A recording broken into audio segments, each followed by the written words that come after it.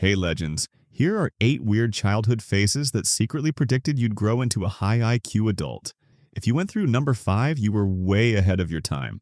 Let's dive straight into number 8. The Daydreamer. You know that kid who was always staring out the window in class? That was probably you. Your teacher thought you weren't paying attention, but in reality, your brain was on a totally different level.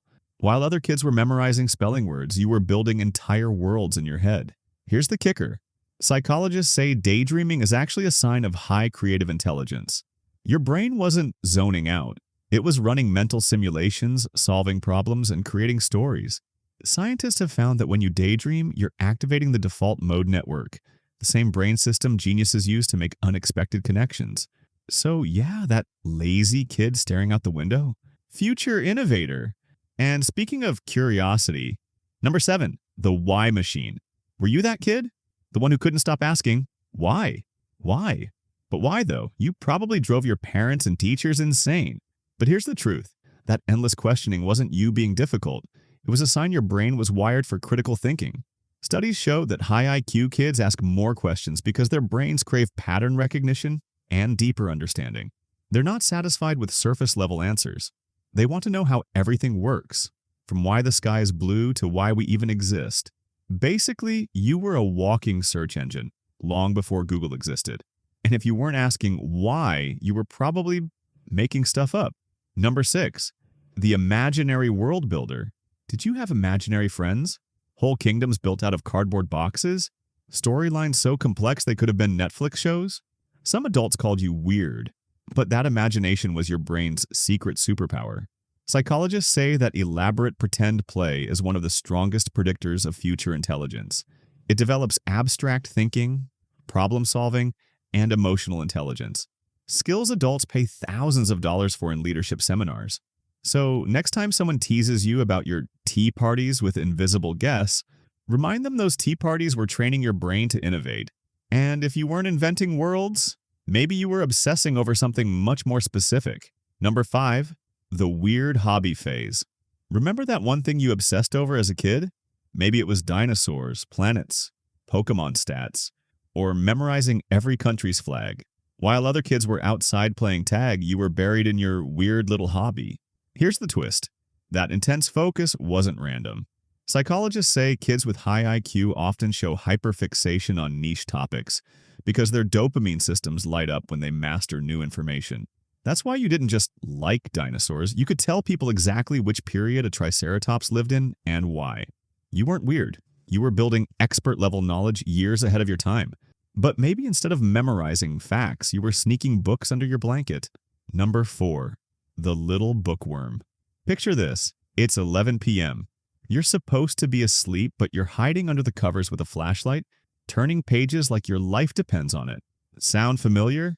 That obsession with reading wasn't just nerdy, it was brain fuel.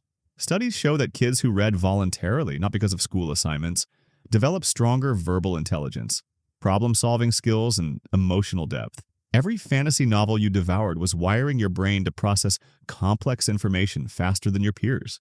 So yeah, your late-night Harry Potter marathons, they weren't a waste of time. They were your intellectual boot camp. And while some kids were reading, others were breaking things. Number 3, the little inventor. Were you the kid who couldn't resist taking apart toys, remotes, or gadgets just to see what was inside? You probably got in trouble more than once for breaking things. But here's the truth. That wasn't destruction. It was engineering training. Kids with this habit often show high spatial intelligence and natural mechanical reasoning. Tinkering forces your brain to understand cause and effect, problem solving, and systems thinking. So when your parents yelled, "Stop breaking things," what they didn't realize was you were training to innovate. That Lego city you built wasn't just a toy. It was an early prototype for whatever empire you'll create one day. But not all signs of intelligence were so loud. Some kids were the exact opposite. Number 2, the quiet observer. Not every smart kid was loud or constantly talking. Maybe you were the one sitting quietly in the corner, just watching. Teachers might have thought you were shy, but really your brain was soaking up every detail. Studies show introverted children often process information more deeply. They notice patterns, pick up on emotions, and store more details than their louder peers. You weren't antisocial, you were running a silent study on human behavior. And probably winning.